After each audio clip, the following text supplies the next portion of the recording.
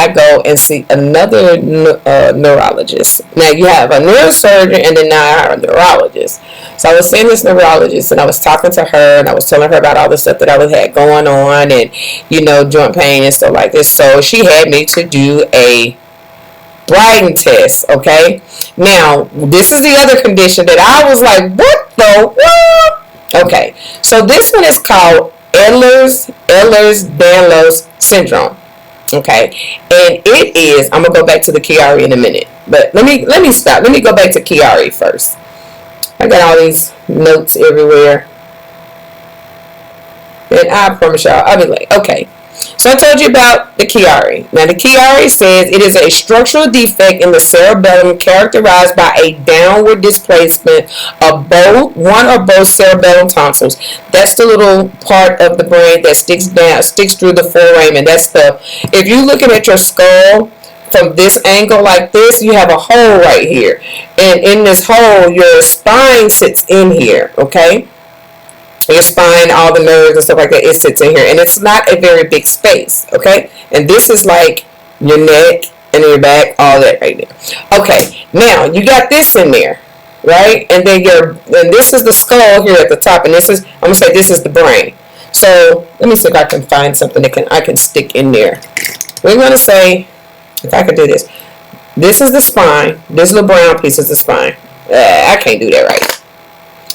This is the spine, like this. Alright. Now, what I'm going to do now, just picture the spine still being in here.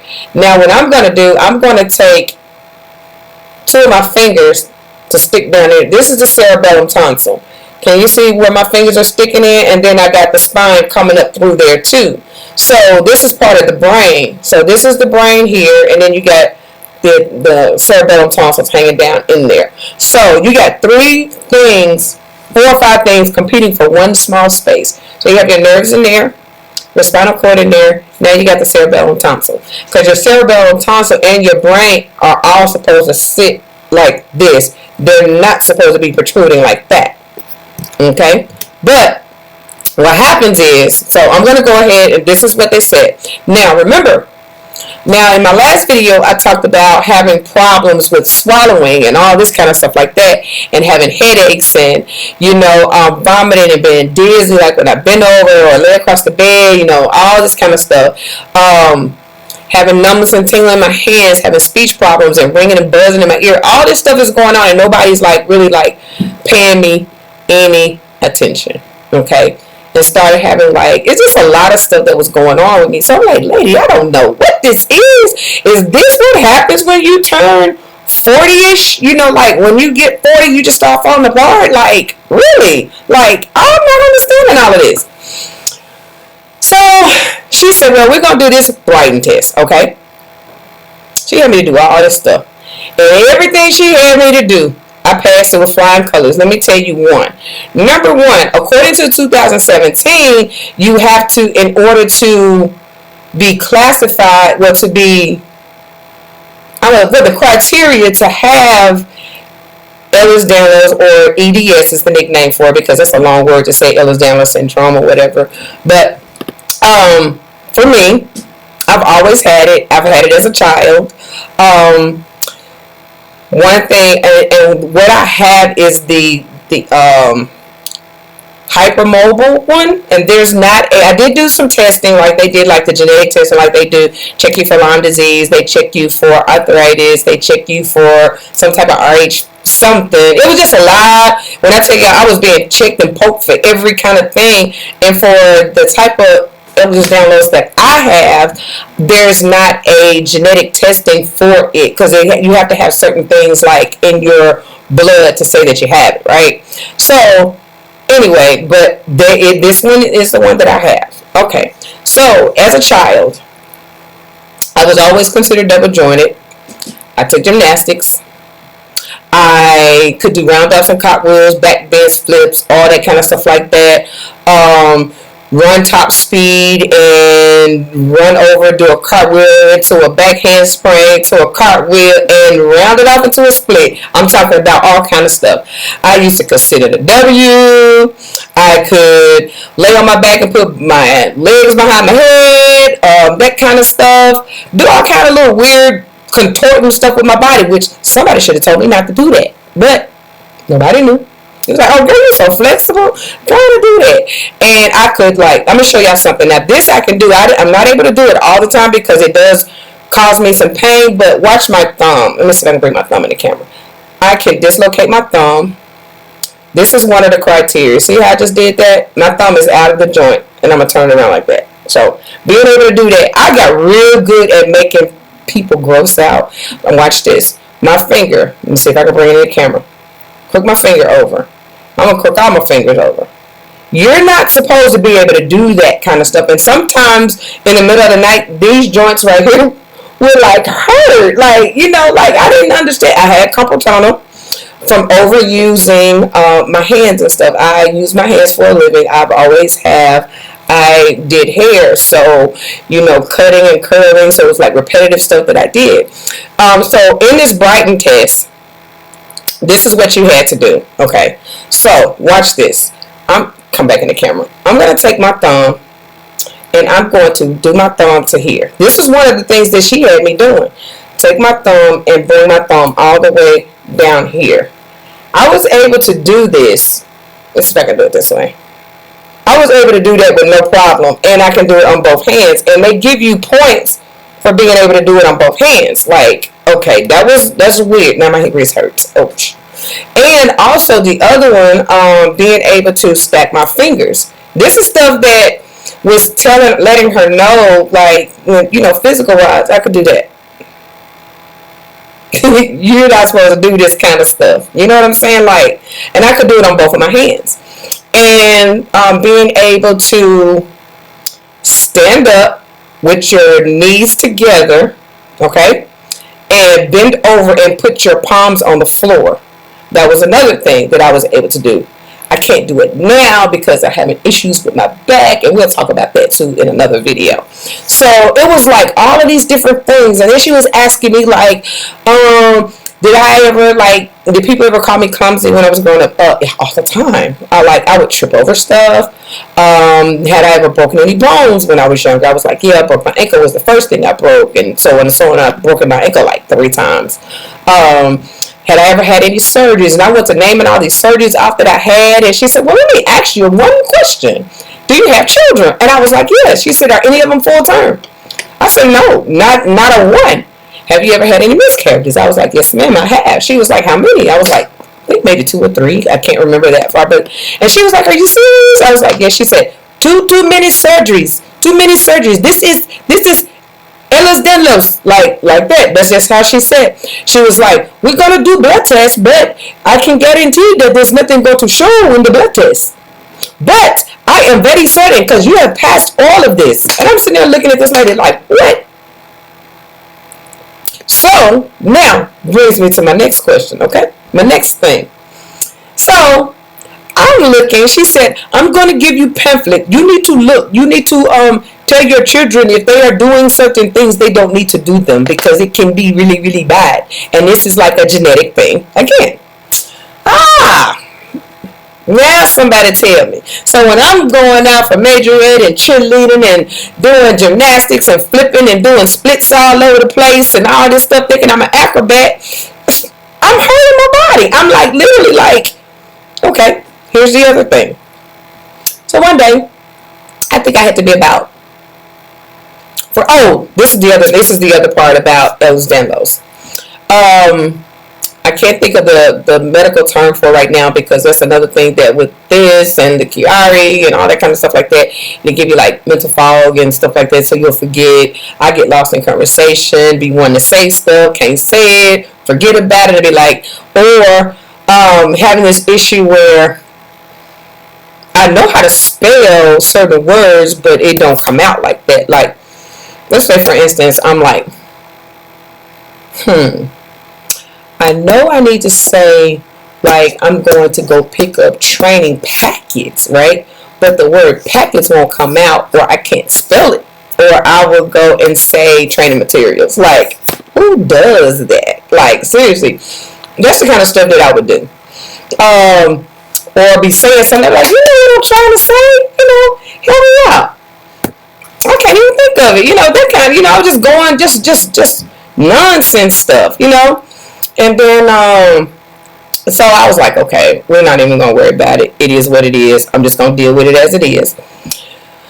Okay, so when she asked me to write down all the surgeries that I had and so on and so on, and just me thinking back over the years of the stuff that I, you know, would complain about, or being told, oh, it's just growing pains, you'll grow out of it, and, you know, having really, really painful, and I'm not trying to get like graphic, but I mean, we're grown, we're adults, you know, it is what it is.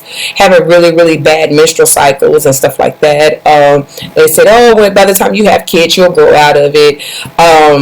Having bad menstrual cycle, you know, the nausea, the vomiting, the whole, everything that goes along with that thing. I'm so glad those days are behind me. But just saying, you know, going through that, and, you know, still having headaches. I was having headaches ever since I was like a teenager, you know, and, you know, just said, oh, you know, that's just part of it. You know, you get a headache when your cycle comes. No, but I'm having a headache all the time. This headache never really went anywhere. I was taking Tylenol. I was putting cold compresses on my head, on the back of my neck, you know, getting extremely hot. It was just like, get hot for no reason. And now, in me in my 40s, I have now I understand why I was having what I was having, because everything started to parallel across each other. So when she gave me the pamphlet and I started reading it, and she was just like, certain things that I would have to do. I can no longer wear heels. Had to put up my diva card. Sorry, can't wear heels anymore because I don't have the balance. I can't balance myself like that now. Sometimes I could be standing up or get up to stand, and my balance is off and I'm almost about to fall over. So it's like stuff like that. Sometimes me and my husband will go shopping, and this is what really got to me one day. We were going shopping and he was like, Danielle, why are you walking all over into me? Like, we cannot literally like walk straight down an aisle together. Like, I either have to walk a little bit behind him, but most of the time I'm like walking in front of him because I walk kind of fast. But I'm not walking as fast as I used to now because I'm like, almost out of breath. I'm walking, and it's like we're walking like this, but then I'm coming over to him because my balance is off. And he brought it to my attention. I didn't even realize that I was doing it, but that's an issue. Waking up all time of night, can't sleep, back hurt, neck hurt, I'm just like tired, my shoulders hurt, like I can barely raise my arm up, can't open jars, dropping things, and sometimes, and I have to, like, I really stopped doing this myself. I literally don't really like drive anymore, like, unless I have to, but I'm not going nowhere far. The farthest I'm going is to the store, like, it's not even at the light, it's before I get to the light, like the grocery store or something like that. But we have to go together because it's like it's too much. He'll take me and sit outside, or he'll come in and all this kind of stuff like that sometimes, but I don't get stuff out of the car because I can't carry it. It's like it's just that this is the life that I have grown to, and it's like I'm doing everything that I can to remain positive, trying to watch what I eat, because there's certain things, and people think that I just sit up and just eat unnecessary stuff. Now I do have my days where I like to eat junk food and stuff like that, but I don't eat, like, literally, because it's like I have a stomach issue, but sometimes I can eat certain stuff and it just don't agree with me, and I'm like, I wish I hadn't done that. I don't eat everybody's cooking. I don't eat, like, there's certain stuff that I just do not eat when we go out. I just don't, because I just don't even feel like the hassle of it. But, when I found out about this little zebra thing right here, that just messed me all the way up. So now when you think it's a horse, it's a zebra, because the hooves are different, Everybody, there's like 4 or 5 different types of EDS. There are 4 different types of Chiari Malformation. There are several types of trigeminal neuralgia, because there are people that have occipital. I mean, it's like it's all across the board, and I didn't know how common these things were until they came knocking on my door. I didn't ask for them. You know what I'm saying? They were just there. They've always been there, and it's just like with the Chiari. Many people don't even know that they have it until they get a certain age and start experiencing issues. And that's real talk. Because it says like this right here. Let's see. Signs and symptoms. Whew. Hold on, I'm trying to see. And one of the other things that I would have like little issues would be like difficulty swallowing. That was one of the things that after I had my neck surgery, I just thought, well, hey, maybe it just might be because of that. But it's like chewing certain stuff, and it sometimes it just won't go down, and so it's like I have to, really like, I wouldn't say like regurgitate, but kind of cough a little bit to get it up. So it's like that. But y'all, the vertigo thing, that was another thing for me that I've always had it like seriously. I remember one episode I had, and I literally thought I was going to black all the way out. I had gotten out of the shower, and y'all, it took everything in me to get out of the shower, like literally get out of the shower. And I said, if I could just make it to my bed. I got to the bed, and I'm holding the wall. Like literally holding the wall. Touching the door. Taking little steps. This is how I'm moving. I feel for the bed. I get on the bed, and I literally lay down, and I told my husband, I was like, I'm at your mercy. I said, I need you to do something for me. I said, I need you to lay hands on me and pray for me. I said, I need you to do that right now. He was like, I said, you gotta do it. I said, because if not, I don't think I'm gonna make it like that. And he laid hands on me, and I prayed, and he prayed, or whatever, and I got up, like just like that. So I do believe in the power of prayer. So please don't think that. I've seen God do some miraculous things for me in the midst of my journey, my health journey. It's just been like, it's been a non-stop, relentless thing for the past 10 years. It's like by the time I come out of one situation, I'm walking right into another one.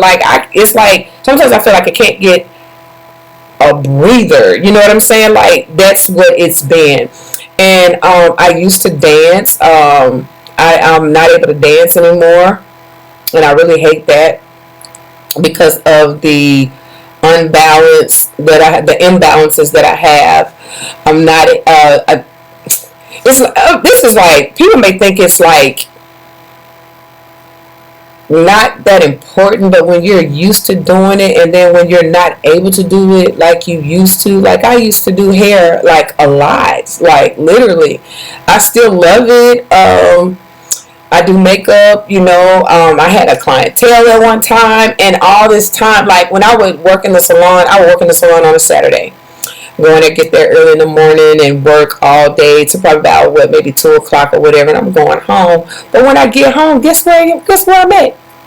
I'm in the bed. Get my shower, and I get in the bed. I'm in the bed for 2 days, Sunday and Monday. And I didn't work every day. I work by appointments. So I'm in the bed where I don't work all day Saturday. Like I may have maybe 10 or 15 clients or whatever, because I tried to make sure I spaced everybody out. And I would have out on clients and stuff like that. And, or I would take walk-ins. Like people knew that I'd be there. I'm like, hey, I'm only going to be here for a couple of hours. So if you're not here by 2 o'clock, if you're not sitting in my chair by 1:30, guess what? 2 o'clock, I'm gone. So just that alone has taken that away from me, because I'm not able to do the standing like I was. I'm not able to do the braiding like I used to, because I used to braid all the time. From time to time, I will do certain things, but it's just tiring, because even for me, it's hard for me to even do my own hair because of my neck. I'm just being real, like seriously. Like now, like I said, I need to put this collar on, but I'm talking to y'all, and I don't want y'all to see me looking like this with that collar on. So that's one thing. that's where I've been, and it's a never ending cycle. I'm still on this journey, and I'm trying to take you guys with me. Every time I get a new update, I'm gonna try to come on here and tell y'all, what's going on with me in that.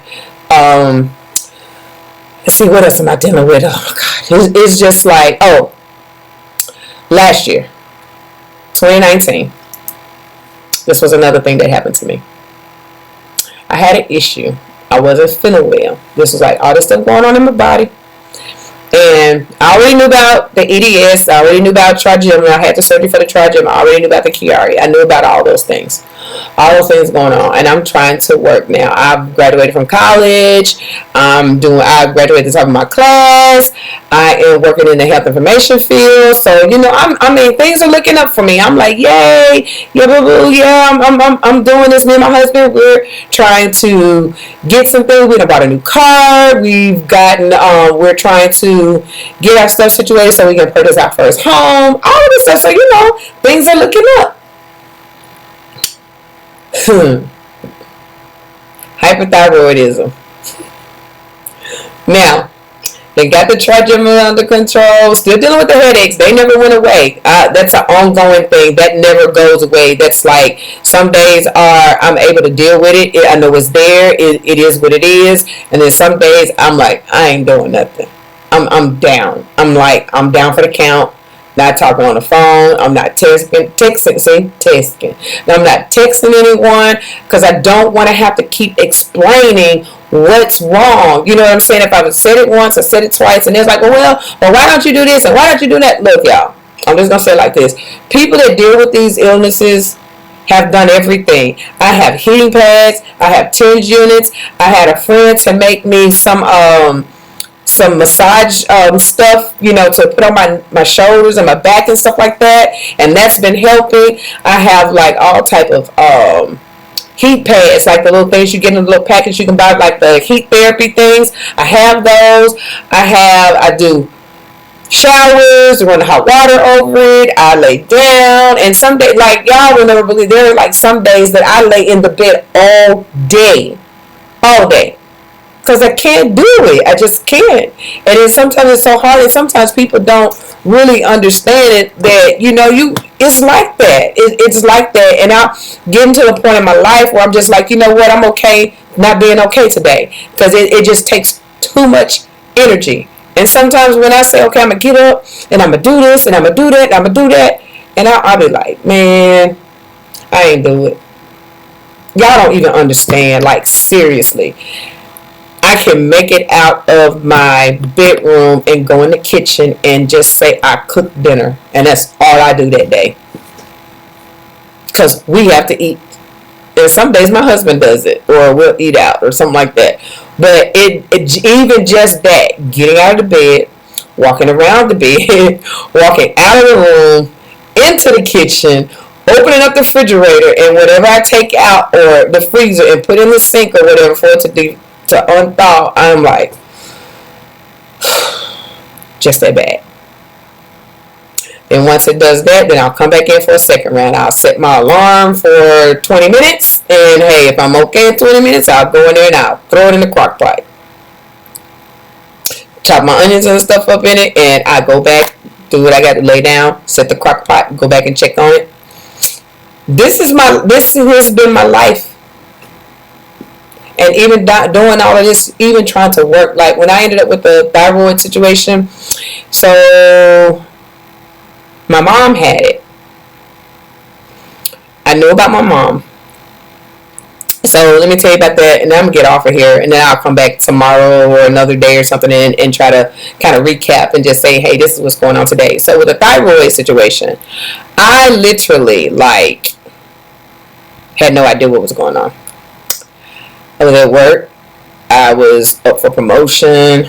I was working a lot. I thought, it might have been a job. I was so irritable. Everything was getting on my nerves. I would sweat at the drop of a dime. I mean, literally, I would walk from the car to inside of the building, and I am wringing wet.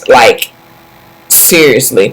I was started with my throat first. Now remember, I was telling you I was having a hard time swallowing, and that's why I, like, to this day sound raspy, is because of one of the issues with Chiari Malformation is the hoarseness of the voice.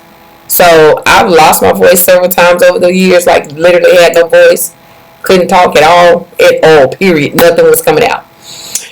So I started having that issue, and I just did not feel good at all. Like literally, I did not feel good.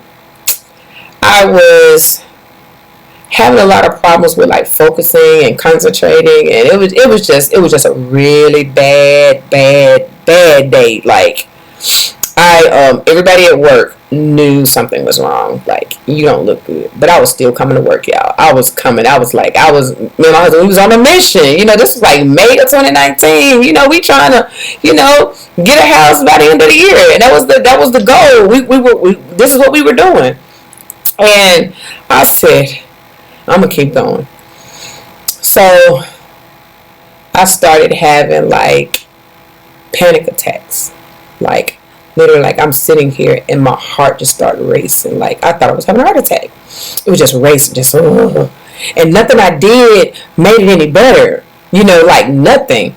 I said, I don't know what this is. I'm asking people and trying to talk to people. Y'all, something's wrong with me. And I'm just like, people's like, oh, you just stressed out. You trying to buy this house. You trying to do this. You just got a new job. You're up for a promotion. You got this going on. All this other stuff. I was like, you're probably right. Not think nothing else about it. So the last day that I was at work, one of my coworkers, she looked at me. She said, you don't look well. And I'm like, how am I supposed to look?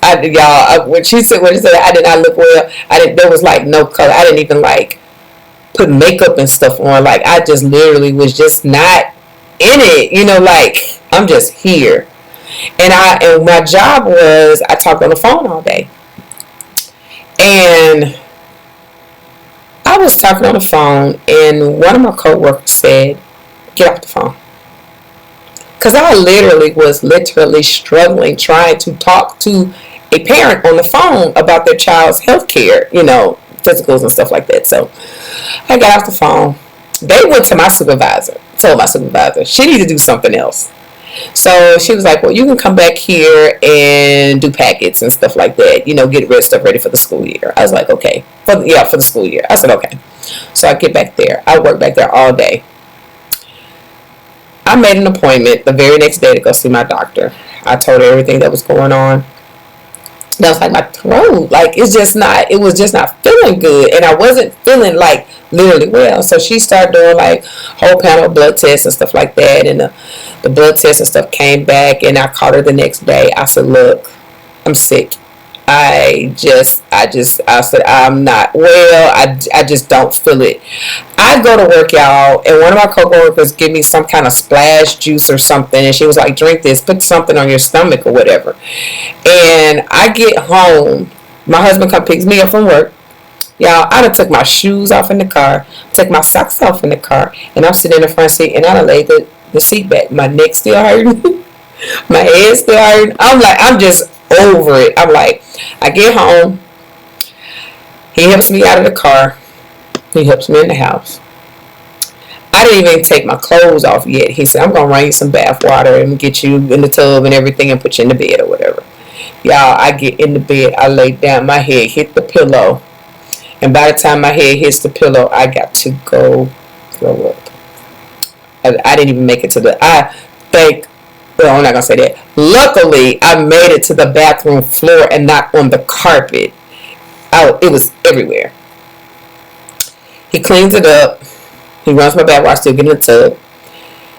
Gets me all situated. I get into bed for the night. I didn't eat anything that night. I think he went and got me some juice or something. I think it was still on the nightstand or whatever. And I got up the next day and I went to work. He said, I hope you feel better today. Like that. And I was just like, I'm just going to get this day over with because I knew the weekend was coming and I was going to be okay.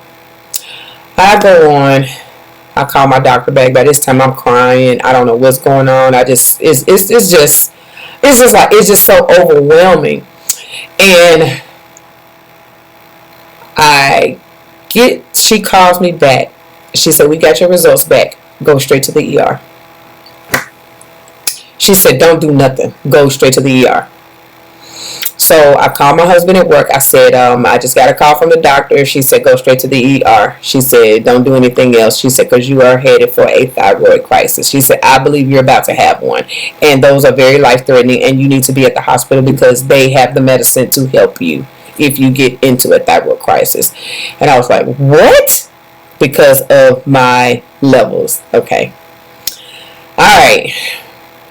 I did not do like she said. I go home first because I'm not, if they gonna keep me in the hospital, I got to have some stuff with me at the hospital. Okay. So I go home. I get my overnight bag. I have a bag that I keep little stuff in. So you just know. I throw some stuff in there for my husband, and I go pick him up from work.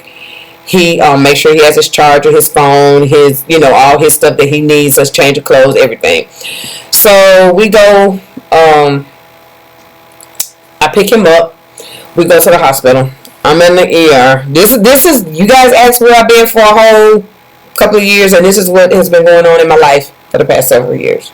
So we get to the hospital. I'm in the ER. They check my blood pressure. My blood pressure is like 160 something over 110, something like that, through the roof. I'm having heart palpitations. I'm like literally like could not breathe. I was getting real excited, but mind you, prior, like maybe 3 months prior to that, I was in and out of the ER for the same thing. Nobody looked. Nobody was checking. I had an episode that gave me something, and I was just like all over the place. My mom comes to the hospital.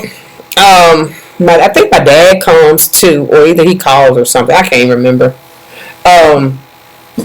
But the doctor, they do my test. They said they're going to keep me overnight. They talked to my mom. My mom said she had thyroid issues, and then I found out that my paternal grandmother had it too. She actually had surgery. By this time, y'all, I done formed a small goiter in my neck. Not being able to swallow. Already having neck issues. Now I got a goiter. Now I can't hardly breathe. Like every time I lay down, I felt this big knot in my throat. And it was not going down. And I was hyperventilating. I was spazzing out. I was just all over the place. Like, don't do this, don't do that, don't touch me. It was just like nothing could get me comfortable. And so my mom sat up in the ER with me for a couple of hours while my husband went home to get a shower. Because remember, I picked him up straight from work. So he went home to get a shower to kind of recuperate a little bit, and then came back so my mom could leave or whatever. And by the time they admitted me, they kept me overnight. They put me on some medicine. I had IVs everywhere, y'all. They gave me some kind of pills or something to kind of help me, y'all. That wasn't going down. It was terrible. So stayed overnight, and after that, I just kind of like I was over it. It was a done deal. So now I am on 3 different types of medications for that, for the thyroid. And that is all I have right now. I'm going to chop this video up because this video is long, so it's going to be a 2-part. So if you're watching this part, don't forget to go back and watch the first part. So that's where I have been for the past several years since my last video back in 2015. About where, my health and everything. So I'm on this journey, and I'm going to write a book, and it's going to be my journey to wholeness. I do believe that the Lord is going to see me through all of this, but I just had to tell my story. I've tried to tell my story many times and was unable to get it out due to technical issues via Facebook, but that's okay. That's why I am pre-recording it now. And also another reason why I'm speaking out, because I started my own foundation, and it is called My Brain Matters Foundation. So it's like, a lot of things go on. You got a brain, and it's also considered matters. So I'm saying my brain matters. It does, because what's going on in my brain matters to me. And of course, you guys get the whole picture.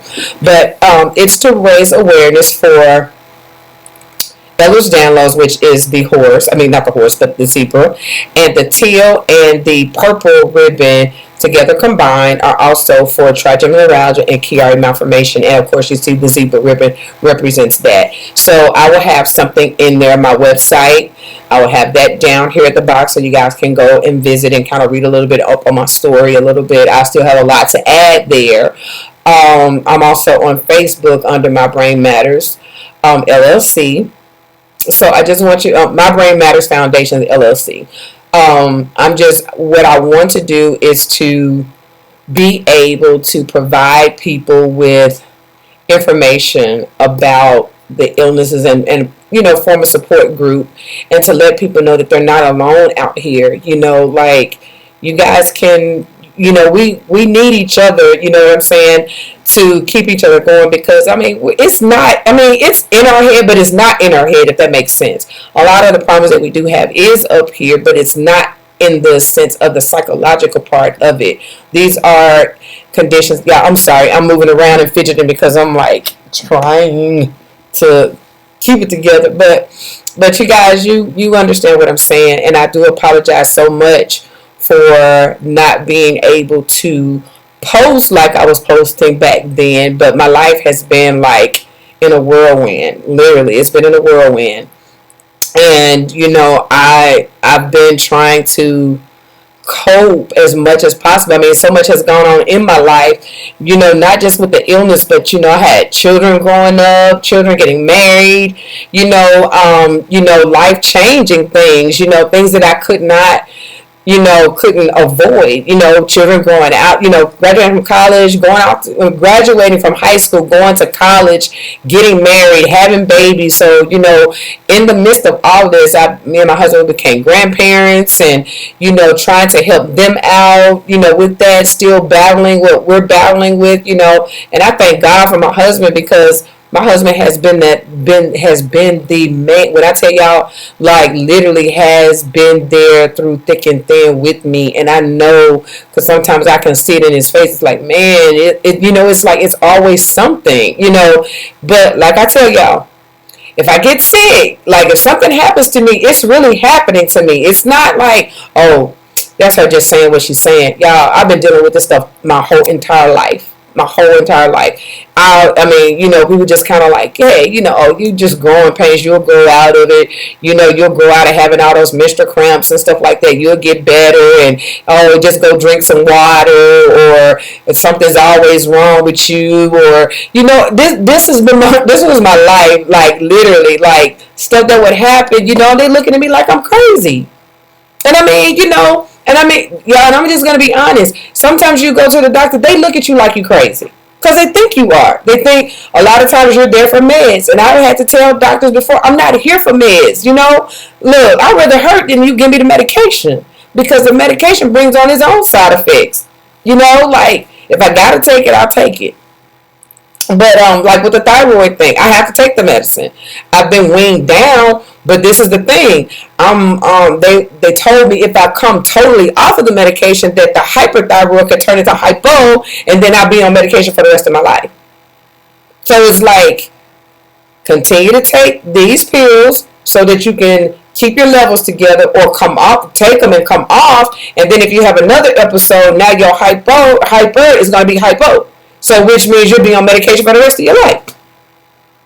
So it's like one of them things which could turn into Graves' disease. So it's just so much. It is just so much, and it gets overwhelming sometimes. Oh, not even, I forgot to put this in there.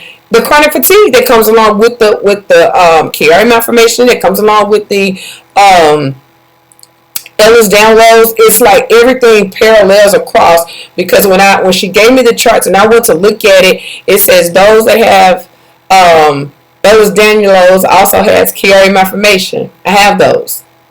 And then other little things going on. You just check stuff off the list like, gosh, this is what it is? And I don't want to sound like I don't believe in the power of healing and prayer, because I do. God has done some miraculous things, and my faith is not stirred. It is not. And I don't believe. Okay, y'all. I'm sorry.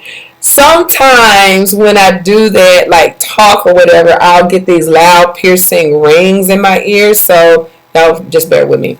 But it is what it is, and I wish that I could not say that somebody could actually walk in my shoes, but actually understand where people that have like chronic debilitating diseases or illnesses don't want it. I didn't ask for it. You know what I'm saying?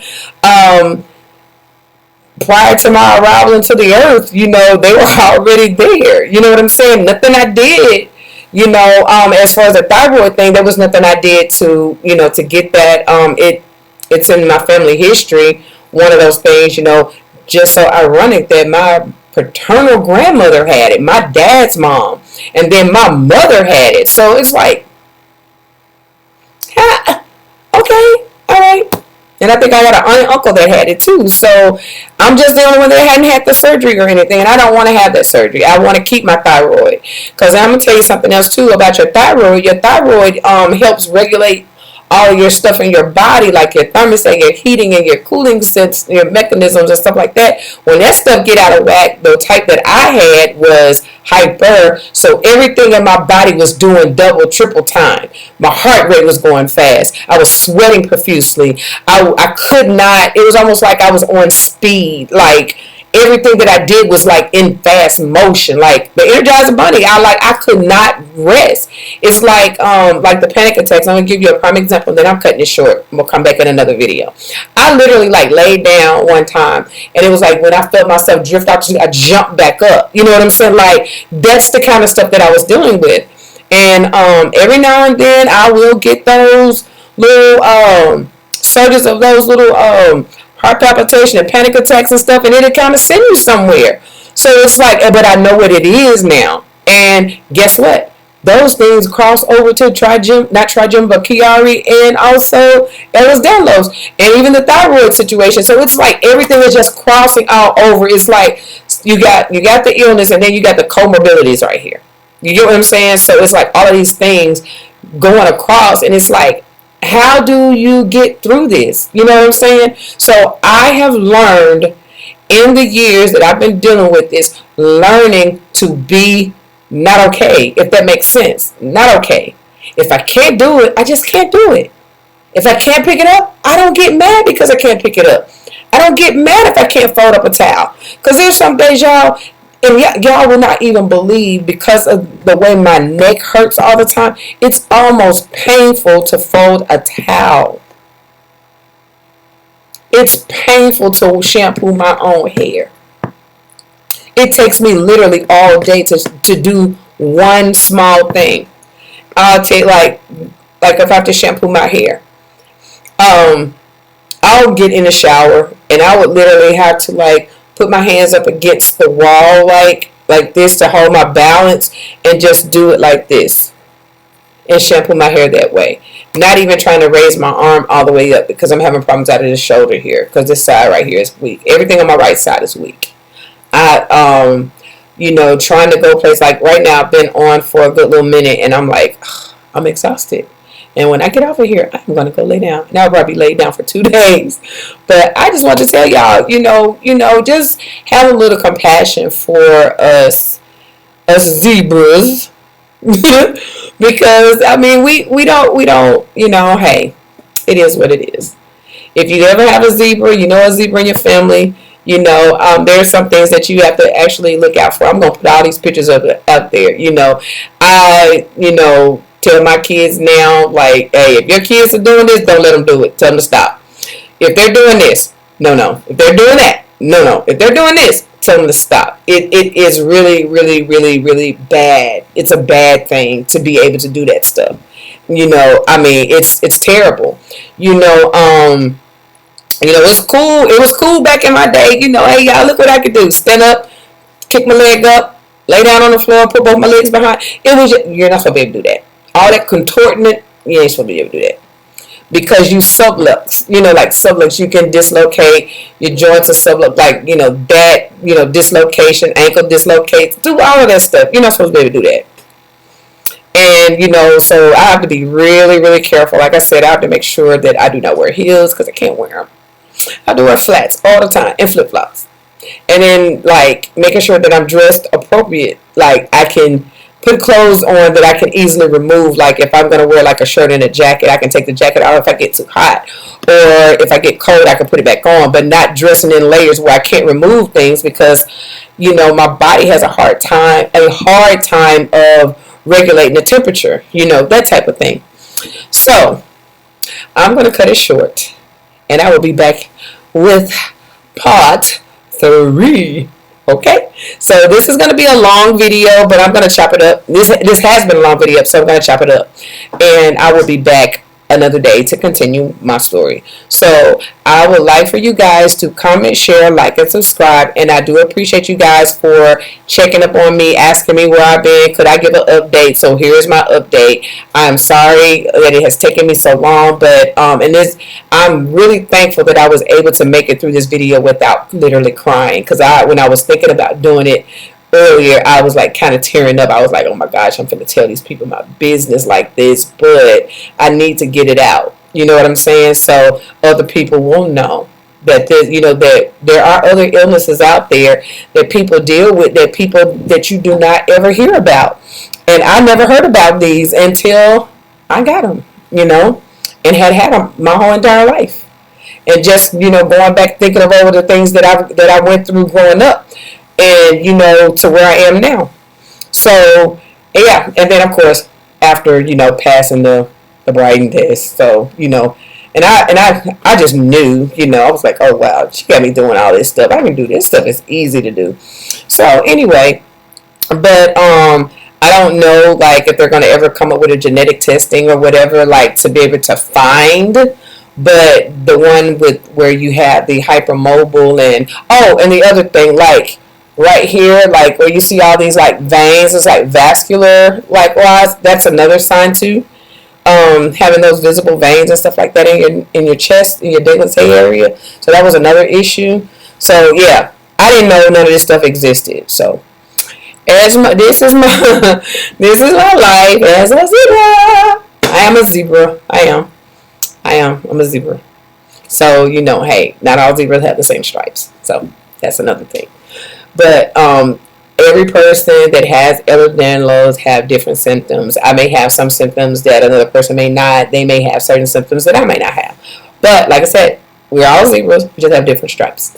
So thank you so much for taking the time out to hang out with me. I do apologize for this video being extremely long, so I'm going to break it up in several parts. So I wanted to get my story out, and so stay tuned for the next video.